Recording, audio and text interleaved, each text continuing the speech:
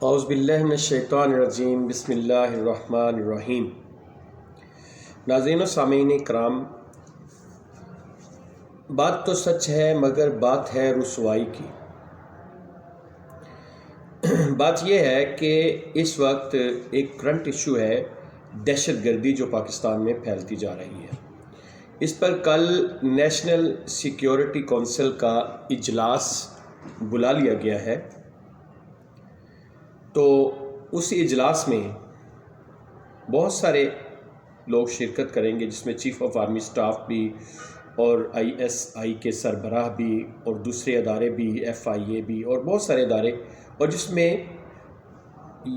وزیر اعظم شہباز شریف بھی شرکت کریں گے اور رانا ثناء اللہ بھی شرکت کریں گے۔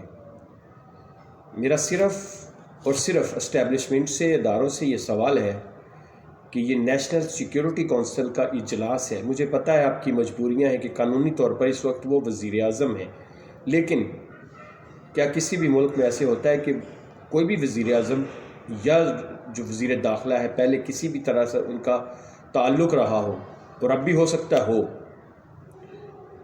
بلکہ جو JIT کی رپورٹس ہیں جس میں CIA یعنی کہ ISI بھی تھی اور بہت سے ادارے تھے، ان سب نے مل کر جو رپورٹ تیار کی تھی، ان میں یہ بتا دیا گیا تھا کہ ان سب کی یہ کارروائی ہے جو سانحہ ماڈل ٹاؤن ہے، کہ ماڈل ٹاؤن پر چڑھائی انہوں نے کی۔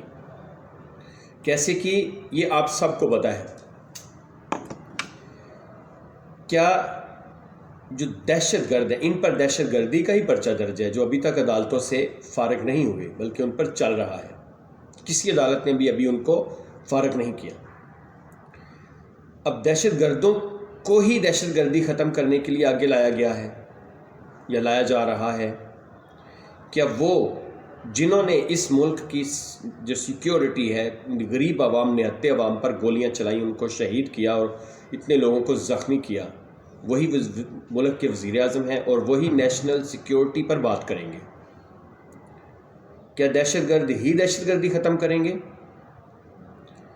معذرت کے ساتھ باتیں تو میری بہت کر دی ہیں، لیکن یہ عدالتوں نے اور باقر نجفی کی رپورٹ نے کہا ہے کہ سب کی ذمہ داری شہباز شریف اور رانا ثناء اللہ پر، اس وقت اس کی اسٹیبلشمنٹ پر ہے۔ نیشنل سیکیورٹی کونسل میں ان قاتلوں کا کیا کام ہے؟ انہوں نے دن دہاڑے معصوم لوگوں پر گولیاں برسائیں، اور دہشت گردوں کے ساتھ ان کے تعلقات ڈھکے چھپے نہیں ہیں۔ رانا ثناء اللہ کے ساتھ یہ جو فرقہ پرست تنظیمیں تھیں، جن پر مشرف دور میں پوری پابندی لگائی گئی، یہ ان کے ساتھ تعلقات اس کے بالکل صاف ہیں، تو براہ راست یہ اس میں ملوث تھے۔ تو اس لیے میری صرف یہ گزارش ہے کہ ان سب چوروں کو، اچکوں کو، قاتلوں کو چھوڑیں، اور اس ملک کے صرف اور صرف جو بالکل محب وطن ہیں، جو درد دل رکھتے ہیں، ان لوگوں پر مشتمل آپ ٹیکنوکریٹ حکومت بنائیں۔ اس میں جو ہماری معزز عدلیہ ہے وہ بھی شامل ہو، ہمارے سیکیورٹی کے ادارے بھی شامل ہوں، پاک فوج کی نمائندگی بھی ہو، سب مل کر اس ملک کا کچھ کریں۔ یہ نہیں ہے، اب 70 سال ہو گئے ہیں، اتنے سال ہو گئے ملک کو بنے ہوئے، لیکن آج تک ہمارا ملک وہیں کا وہیں ہے۔ پوری دنیا میں ہماری کیا عزت ہے؟ ہمارے جو وزیر اعظم صاحب ہیں، جو ہماری حکومتیں ہیں، جا کے کشکول اٹھائے پھرتی ہیں۔ کیوں؟ کشکول تب اٹھانا پڑتا ہے جب ملک سے بہت ساری چیزیں چوری ہو جائیں، تو چوری تو انہوں نے کی ہے، عدالتوں نے ثابت کیا، سب کچھ ان پہ ثابت ہے۔ باہر کی جائیدادیں کیسے بنی؟ چھوٹے چھوٹے کاروباروں سے کیا جائیدادیں بنتی ہیں؟ یہ شرجیل میمن کے گھر سے کتنا دولت اور پیسہ نکلا، کہاں سے آیا؟ اگر یہ حکومت میں نہ ہوتے تو کیا ان کو سب کچھ یہ ملتا؟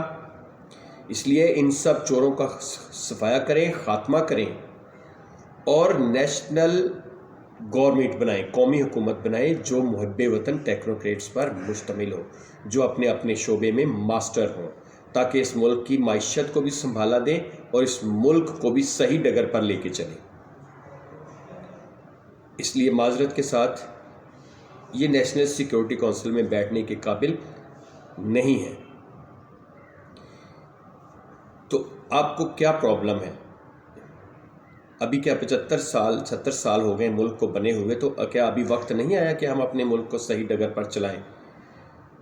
غریب عوام بلک بلک رو رہی ہے، ان کے پاس پیسے نہیں ہیں بل جمع کروانے کے، کھانے کو روٹی نہیں ہے، جو غریب لوگ ہیں اپنے بچوں کو ذبح کر رہے ہیں، مہنگائی کے ہاتھوں خودکشیاں کر رہے ہیں۔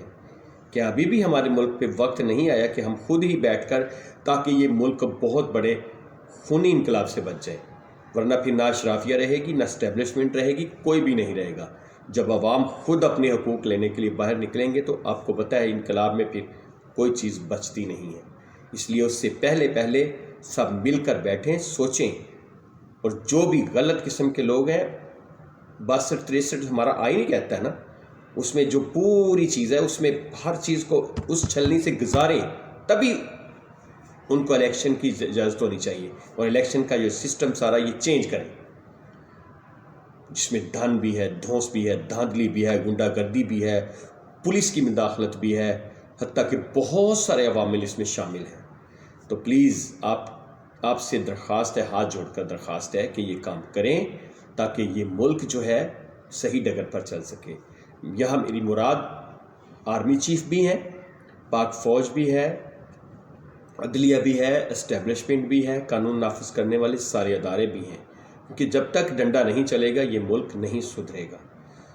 آپ نے بہت سارے جتنے بھی لٹیرے ہیں، کوئی ضمانتوں پہ رہا ہو رہے ہیں، کوئی کہیں جا رہے ہیں، کیا عدالتیں ہمارے اسی کام کے لیے ہیں کہ چوروں کو چھوڑنے کے لیے؟ اور چھوٹے چھوٹے غریب لوگ اگر کسی عدالت میں حاضر ہوتے ہیں تو ان کو 400-500 کی چوری بھی ہو تو ان پہ ایسا مقدمہ ہوتا ہے اور ان کو پولیس ٹارچر کرتی ہے، 3D ڈگری کا ان کو ٹارچر کیا جاتا ہے۔ پلیز ملک کے بارے میں سوچیں۔